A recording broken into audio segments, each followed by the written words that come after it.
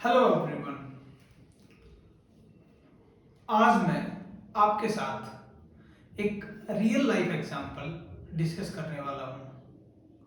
उस real life example में हम जो बातें करने वाले हैं वो मैं आपको बोर्ड पर लिख के समझाने वाला हूँ और उसको आपकी अकाउंटिंग चैप्टर्स के साथ रिलेट करने वाला हूँ।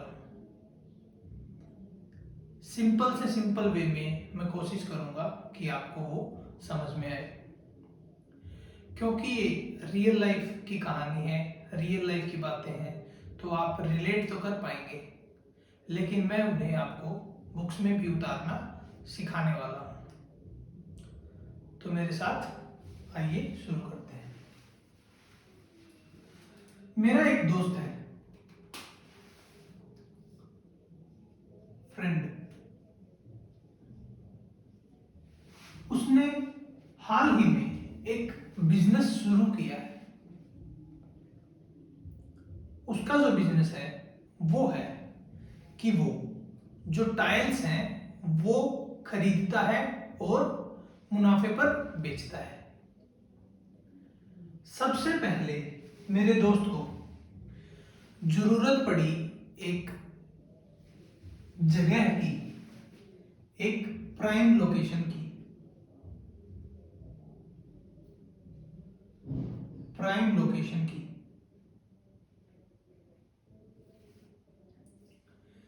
ये प्राइम लोकेशन ऐसी जगह है जहां पर गाड़ियों का आना जाना है। एक शहर से दूसरे शहर में लोगों का आना जाना है, मेन रोड पर है।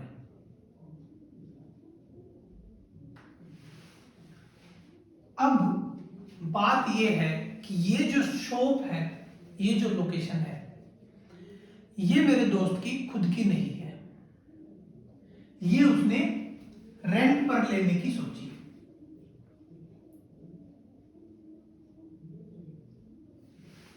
रेंट पर यानी मंथली 6,000 रुपीज ज्यादा नहीं है, लेकिन जो लोकेशन वो है वहां के हिसाब से ये काफी ज्यादा है। और इनिशियल लेवल पर उसने अभी शुरू भी नहीं किया है, उसके लिए ये रकम काफी है। उसको सबसे पहले जब लोकेशन की जरूरत पड़ी तो सबसे पहले उसके ख्याल में आया ये खर्चा। ये खर्चा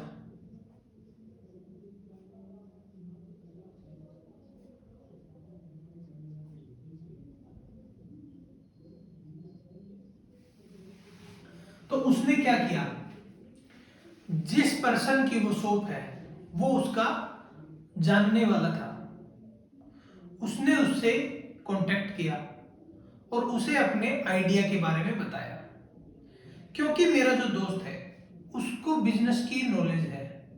उसने कहीं से ये सीख लिया था कि कैसे टाइल्स को कहां से खरीदा जाता है, कितनी अमाउंट पे खरीदा जाता है और किस मार्जिन पर बेचा जाता है।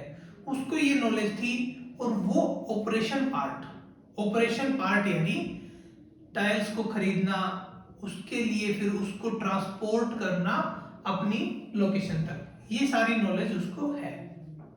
तो उसने इसके ओनर से कांटेक्ट किया और उससे बात की कि देख, मेरे को ये 6,000 रुपए मंथली किराया देना पड़ेगा। तुम भी कहीं ना कहीं इसको किराए पर लगाओगे, तुम्हारे पास तो ये किराया आने ही वाला है। तो अब क्यों ना ऐसा करें कि जो मैं फर्म खोल रहा हूं, फर्म ओपन कर रहा हूं, स्टार्ट कर रहा हूं, इस फर्म में मैं तुमको पार्टनर बना लेता हूं।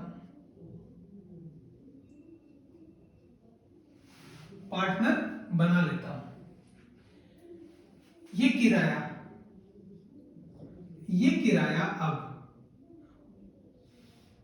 तुम मुझसे ले लेना। और जो प्रॉफिट शेयरिंग है प्रॉफिट जो भी होगा वो हम इक्वली कर लेंगे, ठीक है। प्रॉफिट शेयरिंग हम लोग इक्वली रख लेंगे। लेकिन जैसे जैसे उनके बीच डिस्कशन स्टार्ट हुआ तो मेरे दोस्त का दिमाग चलने लग गया कि जो प्रॉफिट होगा वो ये आधा ले लेगा, तो इस रेंट का किराया भी तो ये आधा देगा, क्योंकि जो दुकान है वो इसकी है। लेकिन अब ये पार्टनर है तो इसका खर्चे में भी तो आधा हिस्सा हो जाएगा, खर्चे हाफ हाफ।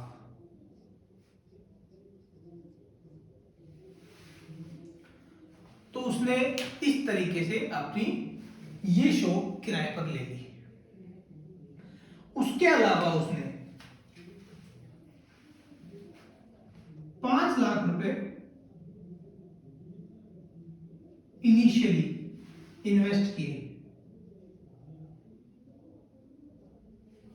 इन्वेस्ट किए और जो पार्टनर है उससे भी 5 लाख रुपए लगवाए, क्योंकि प्रॉफिट शेयरिंग इक्वल है। अब जो मेरा दोस्त है इसने डिसाइड किया कि कैपिटल भी हम दोनों इक्वली लगाएंगे, प्रॉफिट भी इक्वल शेयर करेंगे और रेंट भी इक्वल शेयर करेंगे। तो काम तो मैं ज्यादा करने वाला हूं, क्योंकि सारा नॉलेज तो मुझे है बिजनेस का। तुम अपना टाइम मुझे दो और इस दुकान को जब मैं यहां पर ना हूं, मतलब जब मैं परचेज करने के लिए जाऊं या डील करने के लिए जाऊं, तो उस टाइम पर आप बैकएंड आप संभालो। मतलब मुझे पूरा टाइम उस शो पर ना बैठना पड़े, क्योंकि पार्टनर होने का मतलब ही ये है कि अगर मैं अपने प्रॉफिट्स आपके साथ शेयर कर रहा हूं तो प्लस में मैं अपना टाइम भी दे रहा हूं। तो या तो मुझे आप कुछ एक्स्ट्रा दोगे या फिर आप अपना टाइम बराबर दो। तो उसके बदले में जो ए और B, A is my friend, B is his partner, ये ऑपरेशंस पूरे देखता है और ये अपना टाइम देता है शॉप पर, सेल करता है, ठीक है। अब पैसा आ गया 10 लाख फर्म की बैलेंस शीट में।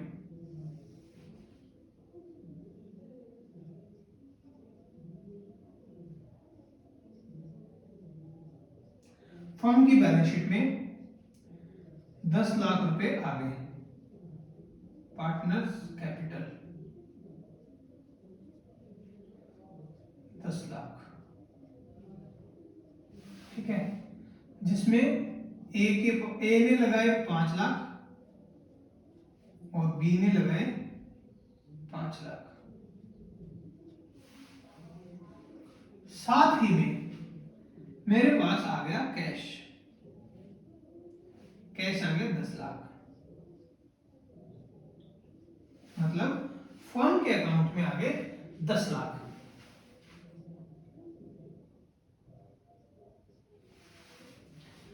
अब ये है डे 1 ऑफ बिजनेस।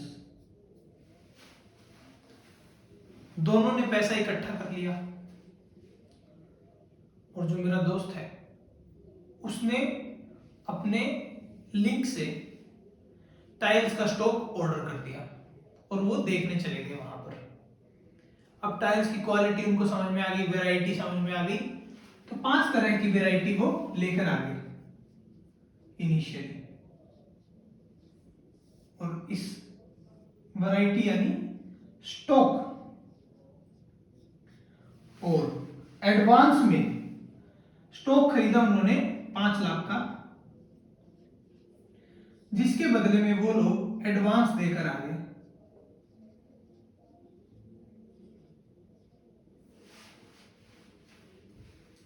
कितना दे के आए? 2 लाख रुपए एडवांस दे के आ गए। अब इस बैलेंस शीट में इस चीज का क्या इफेक्ट हुआ? अभी तक ना ही कोई सेल हुई है, ना ही सामान मेरे पास आया है, बस एडवांस दिया गया है सामान खरीदने के बाद। सामान अभी खरीद लिया गया है लेकिन वो वहां से चला नहीं है, इनकी शॉप तक पहुंचा नहीं है, इसलिए 2 लाख रुपए बस वो एडवांस देके आए। तो अब मेरे पास जो कैश है वो रह गया है 8 लाख रुपए, क्योंकि 2 लाख तो एडवांस दे दिए। तो यहां पर बैलेंस शीट को मिलाने के लिए मैं अगर बात करूं तो एडवांस फॉर परचेज, ये एक मेरी एसेट हो गई है। एडवांस फॉर परचेज मेरी एक एसेट बन गई है, क्योंकि मेरा 2 लाख रुपया मेरे वेंडर के पास रखा हुआ है। वेंडर किसको बोलते हैं? जिसके पास से सामान खरीदा जा रहा है, वो इस केस में मेरे लिए वेंडर है। वेंडर्स वो होते हैं जिनसे हम सामान खरीदते हैं या सर्विसेज खरीदते हैं। सर्विसेज वालों को मेनली कंसल्टेंट्स कहा जाता है, वहीं पर जिनसे सामान खरीदा जाता है उन्हें हम वेंडर बोल देते हैं इन जनरल। अब 5 दिन बाद सामान आ गया, ये जो स्टॉक है ये यहां पर आ गया। तो अब इस एडवांस को मैं यहां से हटाऊंगा,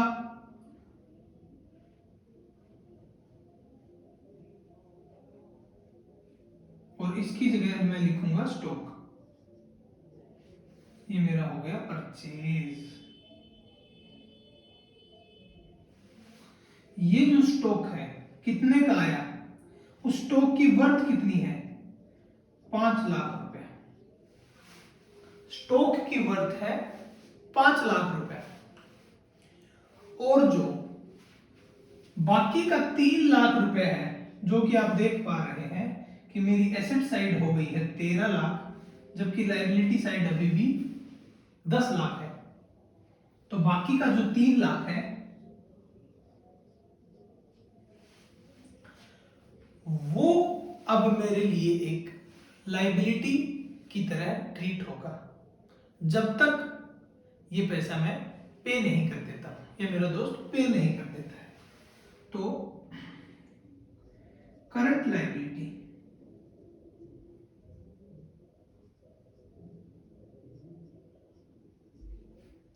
तीन लाख,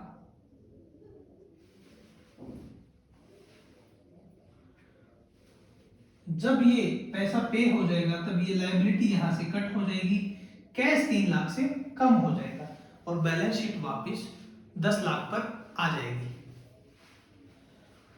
तो अब स्टॉक आ गया, मेरे पास लायबिलिटी खड़ी है 3 लाख की, जो कि मैंने उसे कहा कि मैं कुछ दिन बाद जब सामान सेल होना शुरू हो जाएगा तब मैं तुमको पे कर दूंगा। तो अब ये सिचुएशन है आज के दिन, जब ये सामान आ गया है, लायबिलिटी खड़ी है क्योंकि 3 लाख रुपए अभी पे करने हैं वेंडर को।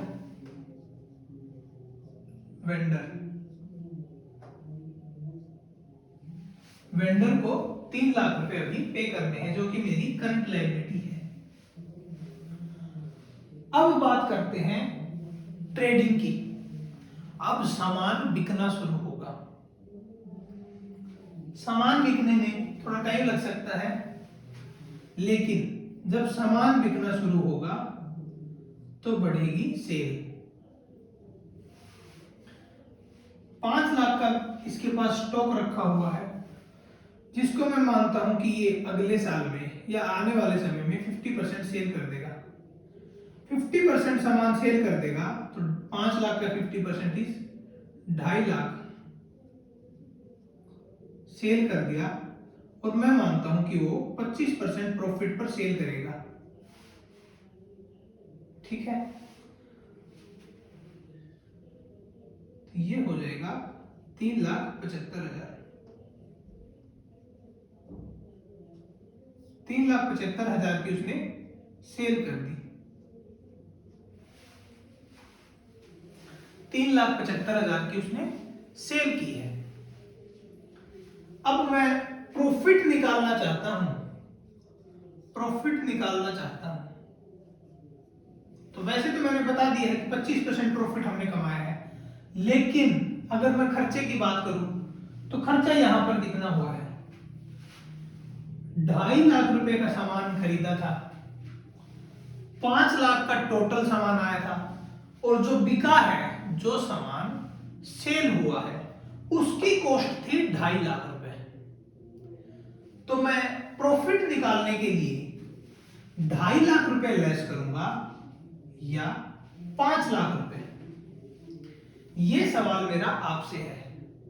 स्टॉक मैंने खरीदा था टोटल 5 लाख रुपए का, जिसमें से 50% स्टॉक मैंने बेच दिया, यानी 2.5 लाख की कॉस्ट का मैंने सामान बेच दिया। और अब मैं निकालना चाहता हूं प्रॉफिट, तो मैं यहां से इस सेल में से 5 लाख का सामान लेस करूं, 5 लाख की कॉस्ट मेरी लेस करूंगा, या मैं 2.5 लाख की कॉस्ट लेस करने वाला हूं।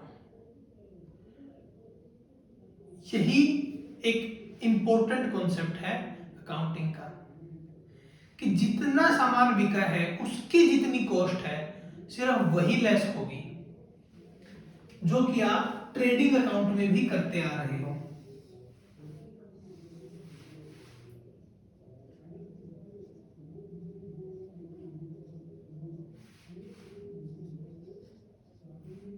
सेल हुई 3,75,000 की, ओपनिंग स्टॉक कुछ था नहीं क्योंकि पिछली साल कुछ काम ही नहीं था। परचेज हुई है टोटल 5 लाख रुपए की, लेकिन इस 5 लाख में से 2.5 लाख का अभी हमारे पास क्लोजिंग स्टॉक रखा हुआ है। अब आप समझ पा रहे होंगे कि क्लोजिंग स्टॉक को इस साइड में क्यों लिखा जाता है। वो इसलिए लिखा जाता है ताकि नेट कॉस्ट ही हमारी डिसाइड हो प्रॉफिट निकालने के लिए। 3,75,000 में से आप देख रहे हो सिर्फ और सिर्फ 2.5 लाख ही लेस हो रहे हैं, जबकि परचेज मैंने पूरा लिखा है, लेकिन जो सामान अभी अनसोल्ड है वो मैंने क्लोजिंग स्टॉक में वापस लाकर रख दिया। तो अब मेरा और कोई भी खर्चा नहीं है, तो ग्रॉस प्रॉफिट अगर मैं यहां से बात करूं तो मेरा ग्रॉस प्रॉफिट 1,25,000।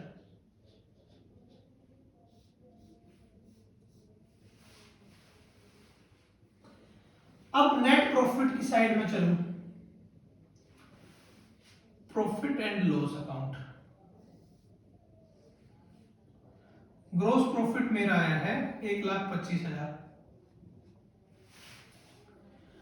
अब जो ये रेंट की बात हुई थी, रेंट की बात, 6,000 रुपए रेंट जाएगा, जबकि वो जाएगा पार्टनर बी को ही, लेकिन खर्चा तो पूरा ही गिना जाएगा। फर्म के अकाउंट से टोटल 6,000 रुपए उसको जाने वाले हैं, क्योंकि पार्टनर बी ने इक्वल अमाउंट लगाया है, इक्वल टाइम लगाया है और इक्वल ही उसका रेशियो है। तो जो वो रेंट पे करेगा वो चाहे पार्टनरशिप फर्म से पे कर देगा, लेकिन उसके अकाउंट में वो जाने वाला है। यहां पर रेंट 72,000। अब यहां पर नेट प्रॉफिट आपका आ गया है। मैं अभी अगर मिसलेनियस खर्चे भी अगर मैं डाल दूं, 13,000 में डाल देता हूं मिसलेनियस एक्सपेंडिचर, उसके बाद में मेरे पास 40,000 का नेट प्रॉफिट बच जाता है। अब 40,000 डिस्ट्रीब्यूट हो जाएंगे पार्टनर्स में इक्वली, 20,000 इसको, 20,000 इसको। कितने का हो गया? पार्टनर्स कैपिटल हमारी रेज होगी 40,000 से, ठीक है। वहीं पर हमारा जो कैश है वो भी 40,000 से इंक्रीज होने वाला है। अगर मैं कैश अकाउंट बनाऊं, सॉरी, मेरा जो स्टॉक है वो अब एट दी एंड में 2.5 लाख रुपए का रह गया है। इसको अभी नहीं छेड़ते हैं, इसकी कैलकुलेशन अभी करते हैं। स्टॉक मेरा 2.5 लाख रुपए का रह गया है। करंट लायबिलिटी मेरी अभी एज इट इज है, मैंने उसको पे नहीं की है। तो अब अगर मैं बात करूं कैश की, तो मेरे पास स्टार्टिंग में था 8 लाख रुपए जो कि मेरे पास आया फर्म के पास। उसके बाद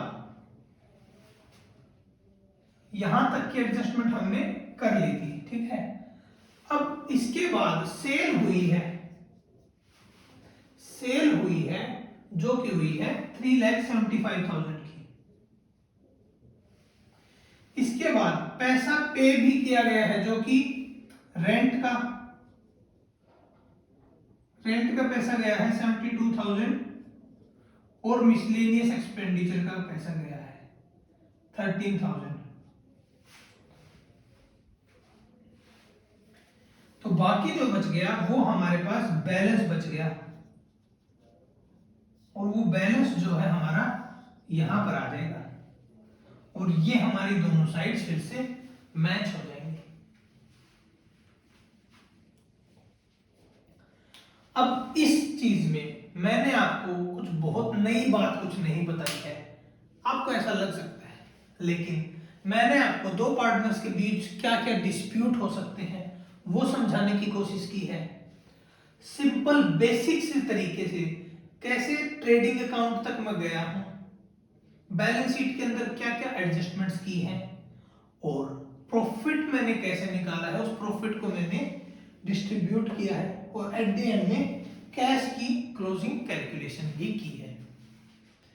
अब ये वीडियो सिंपल है, लेकिन अगर आप अपने किसी जानने वाले से थोड़ी बहुत डिटेल निकालें और ये तरीके से कैलकुलेट करेंगे तो आप उसके अनुमानित प्रॉफिट कैलकुलेट कर पाएंगे। ये अकाउंटिंग्स के बेसिक्स हैं। इसके एडवांस तरीके इन्हीं में छुपे होते हैं, लेकिन जब आप बेसिक्स पर ग्रिप अच्छे से बना लेते हो तो उसके बाद आप एडवांस क्वेश्चंस सॉल्व करते हो। फिर जो बेसिक्स हैं वो आपके दिमाग में फास्ट मूव करते हैं और एडवांस क्वेश्चंस आपको सिंपल लगने लग जाते हैं। तो एडवांस क्वेश्चंस तक पहुंचने के लिए आप कोशिश करें कि बहुत सारे सिंपल क्वेश्चंस को लिख कर उसे याद करें और ज्यादा से ज्यादा क्वेश्चंस सॉल्व करें अपनी कॉपी पर। और ये जो क्वेश्चन मैंने बनाने की कोशिश की है, आप भी ऐसे ही क्वेश्चंस अपने दिमाग में बनाना शुरू कर दें। इससे आपकी अकाउंटिंग को लेकर दिलचस्पी बढ़ेगी, प्लस में आपका माइंड थोड़ा क्रिएटिव हो जाएगा और बिजनेस की आपको समझ आनी शुरू हो जाएगी। आई होप ये वीडियो काफी हद तक आपको अकाउंटिंग के बेसिक्स क्लियर करने की हेल्प की होगी। Thanks you.